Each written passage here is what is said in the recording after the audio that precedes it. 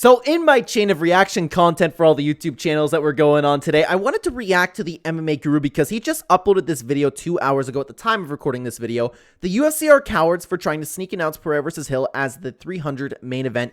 My reaction, and I see a lot of people really upset about that, and by the looks of this title, it seems like the MMA Guru is very upset about this as well. But I wanted to take this time, react to the video, I wanted to hear him out because it's a very interesting discussion, and the MMA Guru is booming right now, so I wanted to talk about it, guys. Let me know what you think down below. Hello, everybody, and welcome back to another video. If you're new here, my name is Kyle. I am your guy with too many YouTube channels. Let's get into this video for today. So less than an hour after Ilia Topuria KO'd Alexander Volkanovski, Dana White announced that the main event of UFC 300 was going to be Alex Pereira versus Jamahal Hill. And I will say, I absolutely love this main event. I love the UFC 300 card. I cannot wait for it. Is it the best card of all time? It's definitely up there, dude. Posted this on all their social medias, but they did this an hour after Ilia Topuria KO'd Alexander Volkanovski. Yeah, that was a little bit strange to me because I was expecting Dana White to have this grand announcement or have a trailer at least, like maybe during the UFC 298 event. That would be great if they were to do it then, kind of like what they did with the Hall of Fame thing. But at the very least, I expected Dana White to be hyped with this announcement, going, "What is up, everybody? We have another badass fight for you coming at you right now." But he almost seemed depressed about it, to be honest. Why would you do that? We're going to talk about that in today's video. We're going to talk about what I think about this matchup, who I think wins, what I think about this matchup being the main event of UFC 300, which we'll get to. The fact that there's one more fight to be announced for UFC 300 apparently, and I'm wondering what that fight's going to be. I actually don't know what that's going to be. They wouldn't make another title fight. No way. But is there any other fighter that really wants to fight on UFC 300? Has anybody been vocal about it? I'm sure there's been fighters. I think I know what it's going to be. Really? And I know it's going to be on the prelims. And we're also just going to give our overall assessment of the card now that it's basically done and go through some of the fights on the card and all of the fights on the card. But this fight was announced an hour, less than an hour after Ilia Topuria KO'd Alexander Volkanovski. Now, do you think that Dana White, because he knew, and I don't think this is right for the fans to be really upset about this being the 300 main event. I think it's an excellent main event. I wholeheartedly believe that. Do you think it's right for the MMA fans to be upset or disappointed about this? You could argue that Dana White was really hyping it up and overselling it, because if you remember exactly what he was talking about this entire time, he was definitely overselling it. But at the end of the day, this is a fantastic main event for 300, again, in my opinion. Now, I'm not a promotional genius, but I would imagine if you were going to announce the main event for your biggest event ever, that this was supposed to be at UFC 300, then maybe, just maybe, you wouldn't want to clog up the headlines with a massive main event win for Ilia Topuria over Alexander Volkanovski. Yeah, that's where I was really confused about it, because the whole announcement for it was really strange. The timing for it was weird. I just don't get it, man. Maybe you wouldn't want to do that. Why would you do that? Now, these posts did get good interactions, but why not save a day for its own and then make all of the headlines of that day with your massive announcement? Because the UFC knows this is not what they promised us, and that's what this comes down to. It's nothing. Alex Pereira and Jamahal Hill are not to blame. They're saving the card. We should praise them. Yes. One thing they should not have done, though, UFC this is, and Dana White, is spend ages hyping up UFC 300. That's the problem, right? Dana White, of course, oversold it. And I want to make this clear, by the way. I am not on board with all the hate that Dana White constantly gets throughout the MMA community, the MMA fan base. I made a video talking about Fighter Pay if you were interested in seeing that. I am a fan of Dana White, but come on, man. Like, he was sitting back going, "You guys are going to see the early prelim opener and go, whoa, you're not going to believe it." Like, I mean, to be honest, the first early prelim opener, it's an absolute banger, but they know they just did that so Dana White can live up to his word, because there are fights on here that don't make me go, "Oh my God," right? There were podcasts. I don't have the time to go back through all the hours of interviews of Dana White and find the specific moments, but you all know the moments. If you've been paying attention to the MMA world and Dana White's interviews, you know what he's been saying. This main event's going to blow your socks off. You've never seen anything like this main event. I mean, this is This is McGregor level stuff.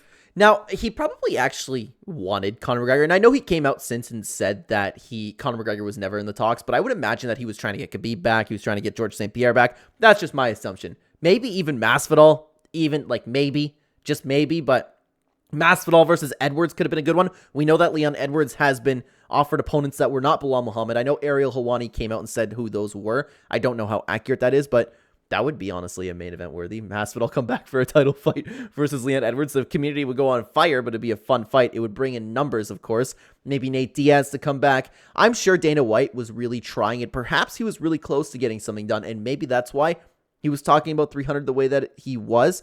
But of course, it was just evident that they were scrambling at the end of the day.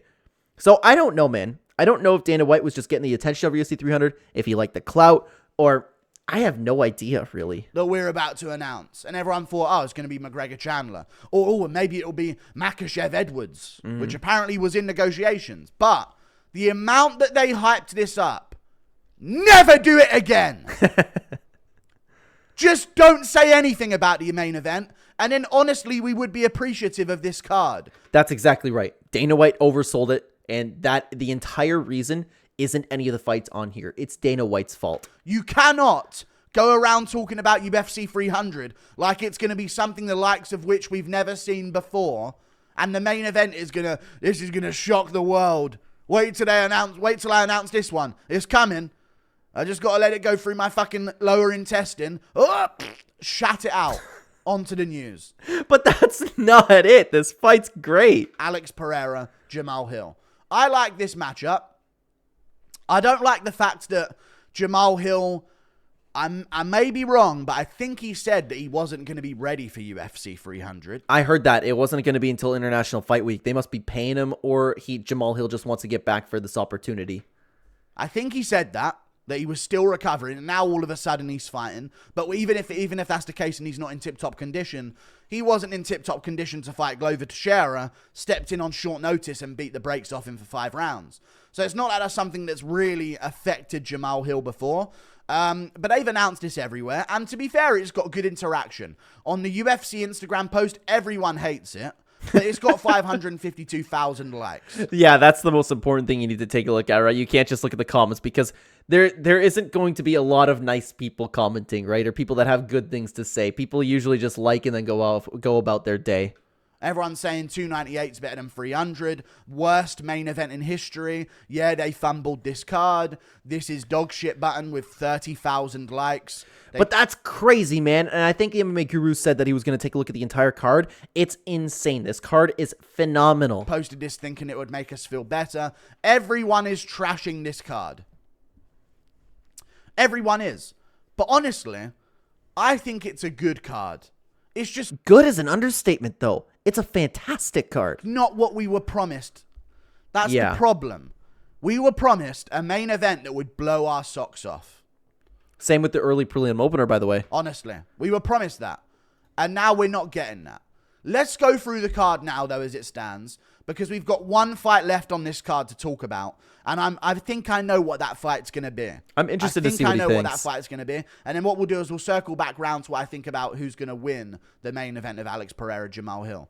So we've got Alex Pereira versus Jamal Hill in the main event.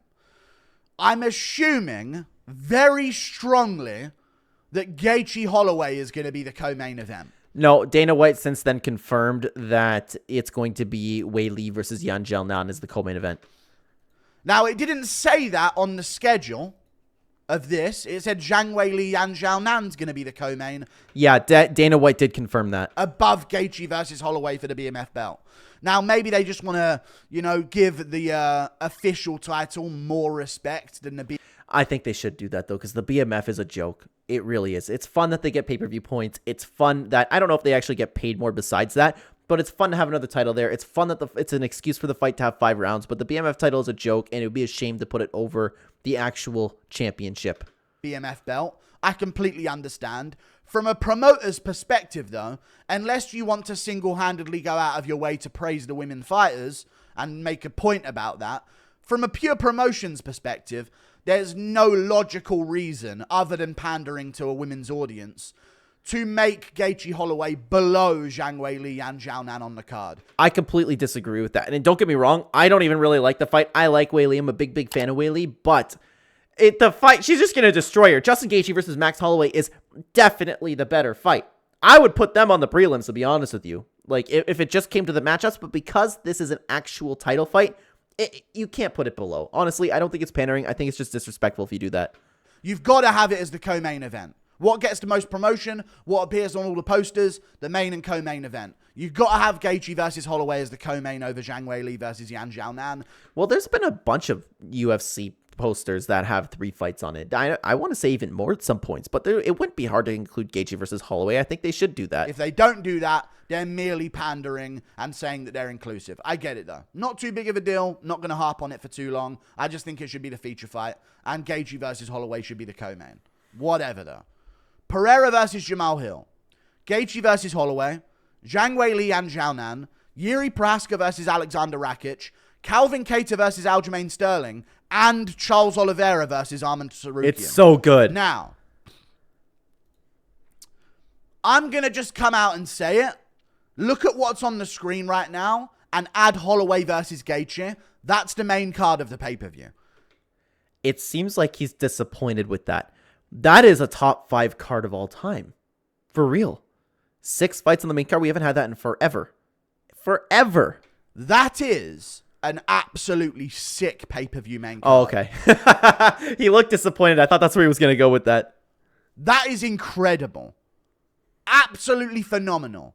If the UFC didn't hype up the main event announcement so much just for it to be a title fight we saw coming anyway, then I would absolutely appreciate this card. Don't get our hopes up, you bald fuck. To be honest with you, my hopes weren't up. And that's why I'm happy with it. And I can't remember if I made a video talk about that. I'm sure I've mentioned at some point where MMA fans really need to get their expectations in check. And it doesn't make it right what Dana White was doing. But at the end of the day, you have to expect these things.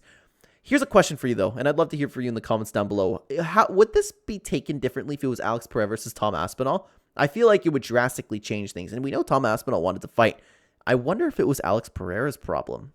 Either that or if the UFC just didn't want to do it. There might have been in negotiations. I hope they expand on what the UFC was actually working on. Dana White, and then storm out of a podcast because you were about to cry on the Howie Mandel podcast. Don't fucking start that shit with us, mate. Give it to us straight. You're struggling. We're trying to find a main event. We'll find a title fight to put in the main event. Trust me, we'll find one. Say something like that. Don't say this one. This is McGregor level stuff, this super fight we're about to announce. This isn't what you said it was going to be. But Alex Pereira, Jamal Hill, Gaethje versus Holloway, Zhang versus Yan, Prohaska Rakic, Kattar Sterling, Oliveira to Tsarukyan, 6-fight main card. That is amazing. And again, amazing is a complete 100% understatement. I've been trying really hard the entire time that I've been recording here and reacting to this video to think of a main event that's better, or excuse me, a main card that has been better, or a whole card in general. I can't think of one. I'm sure there's been cards in the past, but man, that's a good card. That's an amazing main card. Simple as that. Anyone saying this is a mid card is delusional. I'm so glad that we got on the UFC about this card. Because imagine if there was no fan pressure. Maybe there wouldn't have been a certain fight here or there. Now, they were announcing wasted prelim fights, which we'll now get to in a second. Let's look at the prelims here. Who's at the top? Yeah, like the card's still fantastic, but there is a couple duds on there, as you guys can see. The screen, Bo Nickel, he is. Right, this is all of the prelims. Bo Nickel versus Cody Brundage. I don't mind it. Davison Figueiredo, Cody Garbrandt. Amazing fight on the prelims. Bobby Green, Jim Miller. Amazing fight on the prelims. Wasted Holly Holm, Kayla Harrison, but still a big fight that's going to get some attention. Yeah, but like the fight's gonna suck. I'm sure. Kayla Harrison will have an ESPN interview, and it'll get like 10K views. That's some views. That's more than, say, a Farid Basharat would get. So hey, you might get a couple simps coming over. You know, that's good. Sadiq Yusuf, Diego Lopez, sick fight, amazing fight. Unbelievable fight on the prelims. Jessica Andrade, Marina Rodriguez.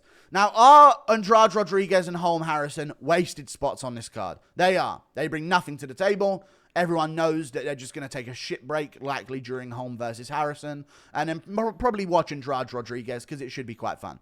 But still, like, I feel zero excitement for that fight. And it's not because of WMMA. It's just those two fighters are not interesting to me. Jessica Andrade has had some good performances, but think of her as recently. No, nothing special. Holly Holm stinks up the place every single time that she's there since the Ronda Rousey head kick. So I think that I agree with this. It's absolutely wasted potential. But we already knew that they had to have put WMMA fighters on there. It's too bad you couldn't get Rose Namajunas or even Aaron Blanchfield, but I know they're booked up. That's the problem. But when they were putting this together, they could have thought of them. Like, you could have thought of somebody better than Holly Holm, Kayla Harrison, Jessica Andrade, Marina Rodriguez. There are way better fighters if you really want to have WMMA fights on here. You could, and honestly, it would have been better if, speaking of WMA, they had Alexa Grasso and Zhang Weili. That would have been infinitely better. But this is a shit break. So hopefully one of them's the early prelim opener, although I've heard that Garbrandt versus Figueiredo will be the opener. That's also been confirmed by Dana White. So they're going to force you to watch. You can't come to the card half hour late and skip a fight like Andrea Lee versus Miranda Maverick. You've got to be there from the start and sit through it. They're punishing us. So the last fight they're going to add to the prelims, what's it going to be? As far as I'm concerned, they should put Figueiredo Garbrandt on the prelims. Bo Nickel versus Cody Brandage on the prelims. Bobby Green, Jim Miller on the prelims. What? Andrade Marina Rodriguez on the early prelims. And then likely Holly Holm, Kayla Harrison as well. Now, I think fights? they're likely going to do Sadiq Youssef versus Diego Lopez as the headliner of the early prelims. And then Jessica Andrade versus Marina Rodriguez. But you need one more fight. So ideally, maybe Holm Harrison can be on the early prelims. And I think the last fight you should add to this card, that I think would take it to a next level, and take the prelims especially to a whole other level. If you add this to the prelims, I mean, the prelims as it stands already are better than any fight night event we've got so far this year. So it's sad that that's the direction the company's going in, but it is what it is. I think they should add Josh Emmett versus Edson Barboza. That's an interesting bout. I never thought about having Josh Emmett on there. It's still, like, Josh Emmett was talking about retiring until he beat Bryce Mitchell, right? But I don't know. Like, that would be a great fight, don't get me wrong. But is it UFC 300? I feel like Edson Barboza should fight somebody else. Josh Emmett is exciting. That's a thing. But Josh Emmett doesn't make me go, oh, yeah, I can't wait to watch Josh Emmett fight. Maybe if you gave... You know what would be a really fun fight? You know, it would be a really, really fun fight now that Edson Barboza is down at 145. Wait to see what happens with Brian Ortega, Yair Rodriguez. Assuming that Yair takes no damage, I would love that fight. Could you imagine Yair Rodriguez versus Edson Barboza? But it's interesting because I could see Barboza being on there. He always brings the excitement. Josh Emmett's fun too. I think that's a sick fight. Now, they may want to save Edson for UFC 301. Whatever, add Josh Emmett versus Edson Barboza to UFC 301. Nate Landwehr. Oh, yeah. Nate the Train. Yes, absolutely. That would get the crowd hyped. Put him on the early prelims. Oh, that would be perfect. Someone who is going to hype up the event and single-handedly has saved fight night cards before. Yes. The fight with Onama saved the fight night card they were on, and he made it a war, and it was all anyone was talking about. How about Nate Landwehr versus Bryce Mitchell? If Bryce is ready to fight, but he doesn't deserve a Bryce Mitchell fight. But Bryce Mitchell has been looking so good lately. Nate Landwehr versus Nathaniel Wood. Nate Landwehr versus a featherweight coming off a loss. I can't think right now, but there's one of them coming off a loss somewhere. Maybe Alex Caceres. Something along these lines. Nate Landwehr versus anybody would be the perfect way to top off this card. Perfect. It would spoil us completely. It doesn't have to be Josh Emmett, Edson Barboza. It could be Josh Emmett, Giga Chikadze. It could be any of these matchups that are good, that you wouldn't really consider as a huge matchup, but are just a good, consistent, solid fight to put on the prelims. That's where my mind would go with what to put on this card. But we'll see what happens, I guess. We will see what happens. But it's looking like a good card based on the main card. But they basically tried to sneak this out, and I don't like that. That's weaselly behavior from the UFC. This is what I was interested in actually, the point in making the video, because I didn't know what exactly the MMA Guru meant by the UFC are cowards for trying to sneak this. We're at a point now where the UFC is hiding from their fan base. There is a fan base that the UFC just don't like. And it's our fan base, the YouTube MMA fan base. Why? Is it because they're not actual media members? I don't know if I agree with that.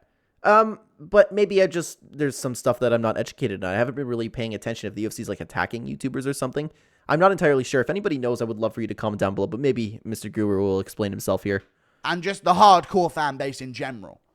The ones that actually care about the sport and their life revolves around it. The UFC hates that fan base and they fear them, which is why they tried to sneak out this main event. Oh, Ilya just KO'd Volk. Fucking announce it. Now. And they started fucking all systems go and put the post up, everyone. Ilya's. If they wanted to hide it, that would actually make sense. That would be the way to do it, right? Especially with a highlight like that. But I don't know. Like, why would they want to sneak it? So what? There's a little bit of backlash. UFC 300 is still a banger. Unless it's like actually Dana White worrying about that backlash himself. I don't know. It's going to get all the attention. And Ilya did get a lot of attention. But it's just pathetic the way they went around it, man. I've never seen this company pull such a weasel move to announce a fight. I just slip it out there. Whoops. Did that go up? I guess that's the main event now, guys. Moving on. Any other questions about Ilya? You know what I mean? It was just, this is a pathetic move from the UFC. But what do I think about the matchup?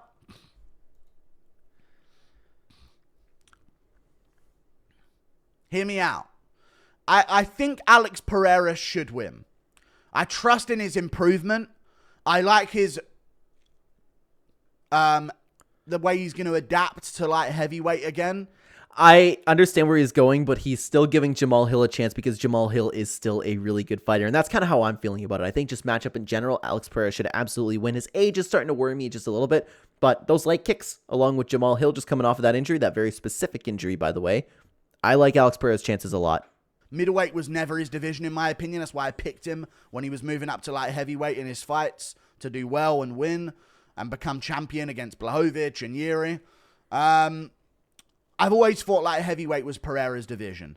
I think he's going to do better every time he's in that division. And he's used to the size he's carrying around. He's getting better in shape. 4'205". That initial jump up just a few months after his loss to Adesanya, he can't have bulked up properly for a light heavyweight. Yeah, he didn't look good there. But another matchup that I was really, really interested in, I know it would never be the UFC 300 main event, is Magomed Ankalaev, because he could actually push the ground game on Pereira, and that he has yet to be tested with somebody like Magomed Ankalaev's type grappling. So I would find that an absolutely fascinating matchup. I love striker versus grappler matchups myself. He just looked like Pereira with a bit of love handles on him. Yeah. Now he's going to be in proper light heavyweight shape. He's going to have been improving. I am worried that we've seen him partying and drinking a little bit as a guy who didn't used to do any of that. And after his girl split up with him, you know, there's all this drama now in Alex Pereira's life. I don't like that. What I will feed me the Alex Pereira memes. I love it. Like the second he broke up, he posts himself shadow boxing on a mountain. will say is this. Quit acting like Alex Pereira ain't right there to be hit by boxing combinations. And quit acting like we ain't seeing... who's the guy? Papi Gio, I think his name is, on Instagram. This guy tagging Pereira with right hands. Now, I know Pereira's playing with him and just trying to have a fun sparring session. Oh, I know what he's talking about. But he's right. Pereira is absolutely hittable. I'm curious as to the reach difference in the two, because I would imagine Alex Pereira would be much longer, but Jamal Hill is not a small guy. But every time I see a Pereira sparring session, I'm seeing people crack him with a straight 2 down the pipe. Yep. Or a 1-2 on an offbeat timing. It's the same shot every time. His style's so strange to me. And you know what? He could have the same fate as Volkanovski, because Volkanovski his entire career got away with doing that. Leaning his head back. Hand out. Head back, right? And somehow we didn't really notice it, but we know it's very evident with Pereira. He could have the same fate. You never know.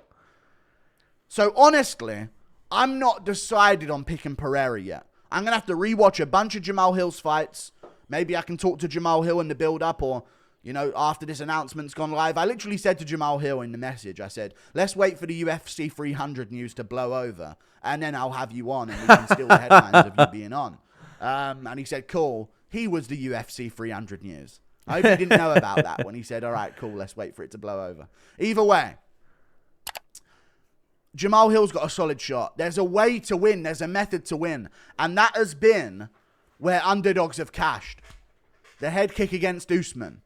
We saw it coming. That was the problem in Usman's game. Edwards found it. Edwards utilized low kicks as well in the rematch, and that has been a problem with Usman as well. Who can find the shot that's the problem for the guy who's unbeatable? Jamal Hill can absolutely find that shot. He has very good hands and he's very strong. Could you imagine just the poor, it would be so sad if Alex Pereira, and don't get me wrong, I like Jamal Hill a lot. I'm not a Jamal Hill hater, just like I like Dana White. I like Jamal Hill. I'm not on the team hate, but I do understand why people are a little bit salty with Jamal Hill right now. But could you imagine Jamal Hill being the guy with the internet the way it is right now, and Alex Pereira, everybody loving him having a Johnny Walker type knockout where it's like, whoa, you know? That's what we find out, especially when it comes to striking matchups, right? Pereira, Adesanya. Cannonier keeps landing left hooks. Whitaker keeps landing left hooks. Pereira will. Boom. Pereira does it in the first fight. Finishes it Israel Adesanya. Ilia Topuria. I know I switched a decision last minute, but I said that knockdown's going to be there all night long, right?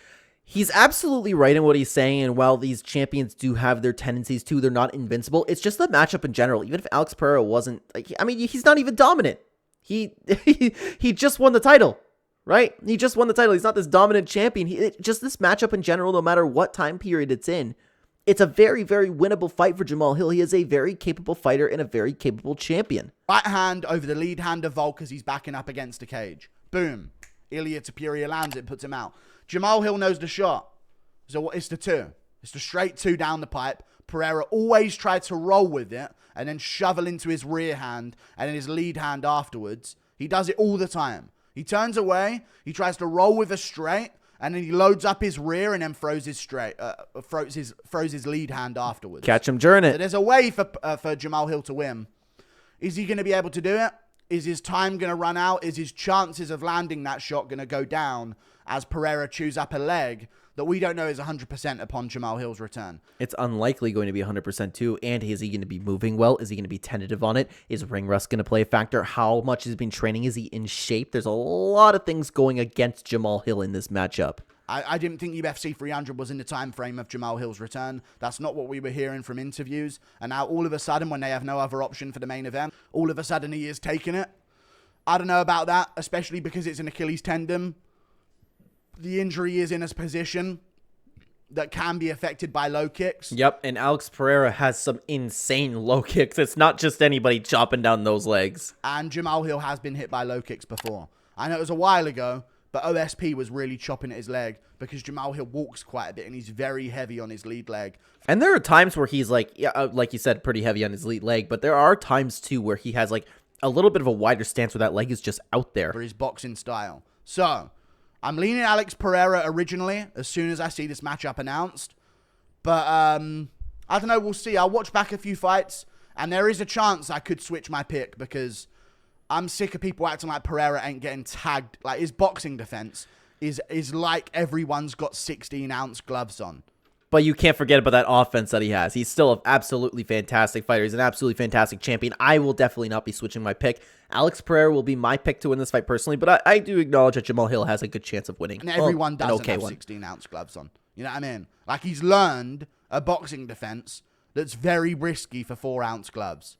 Like and subscribe. It was a very interesting video. I didn't think exactly that's where it was going to go. I didn't think we'd be dissecting the entire UFC 300 card, but still, I love to hear in the MMA Guru's takes. He's one of the best in the YouTube game for a reason, and hopefully I added some nice commentary above this video, a little bit of a reactions. Guys, if you want to see more reaction content like this, if you want to see more UFC, MMA content, anything related to the sport, full card breakdowns, all that kind of stuff, subscribe to the channel. But for now, speaking of full card breakdowns, check out this UFC 299 early breakdown for you. Thank you so much for watching, guys. Take care.